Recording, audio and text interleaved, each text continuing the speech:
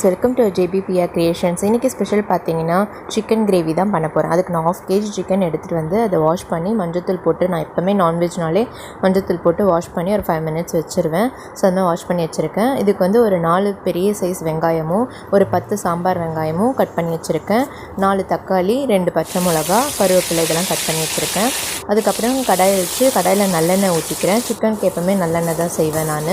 So நல்லெண்ணெய் ஊற்றிட்டு கொஞ்சம் சோம்பு, அதை 1 ஸ்பூன் சோம்பு, ஒரு பிரிஞ்சி இலை, ஒரு பட்டை, ஒரு லவங்கம் இதெல்லாம் போட்டு நல்லா பொரிஞ்சதுக்கப்புறமா பச்சை மிளகாவும் வெங்காயமும் போட்டு நல்லா வதக்குறேன் நான். அது வதங்கிறதுக்காக கொஞ்சமாக உப்பு போட்டுக்கிறேன். நம்ம எந்த அளவுக்கு நல்லா வதக்குறோமோ அந்த அளவுக்கு நல்லா டேஸ்ட்டு கொடுக்கும் கிரேவி.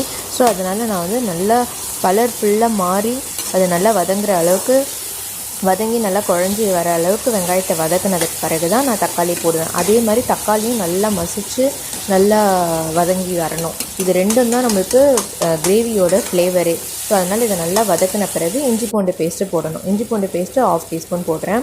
இதையும் போட்டு நல்லா இதுவும் வதங்கினி அந்த பச்சை வாசனை போனதுக்கப்புறமா நான் நம்ம வாஷ் பண்ணி வச்சுருக்க சிக்கனை எடுத்து நான் இதில் போட்டு அதுவும் வந்து எண்ணெயிலே கொஞ்சம் முதல்ல நல்லா வதக்கிப்பேன். அதுக்கப்புறம் தான் மசாலாலாம் சேர்ப்பேன். எண்ணெயிலே ஒரு 5 minutes வதங்கினதுக்கப்புறமா 1/2 teaspoon மஞ்சள்தூள், 1 teaspoon குழம்பு மிளகாத்தூள், 1 teaspoon வெறும் மிளகாத்தூள், 1 teaspoon கரம் மசாலா தூள், 1 teaspoon பெப்பர், தேவையான அளவு உப்பு இதெல்லாம் போட்டு நல்லா எண்ணெயிலே வந்து மசாலாவை நல்லா கலரிடுவேன்.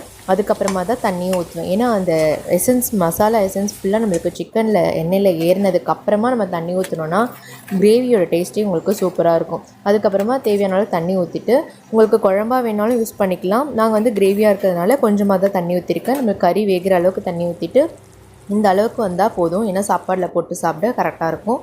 இது கூட நான் முட்டையும் வேக வச்சு போட்டிருக்கேன். நீங்களும் செஞ்சு பாருங்கள் ஃப்ரெண்ட்ஸ். நீங்களும் செஞ்சு பார்த்து டேஸ்ட் பண்ணுங்கள். சிக்கனில் நிறைய ப்ரோட்டீன் இருக்குது, குழந்தைங்களுக்கு ரொம்ப நல்லது. என்னோடய சேனல் லைக் பண்ணுங்கள், ஷேர் பண்ணுங்கள். தேங்க்யூ ஃபார் வாட்சிங்.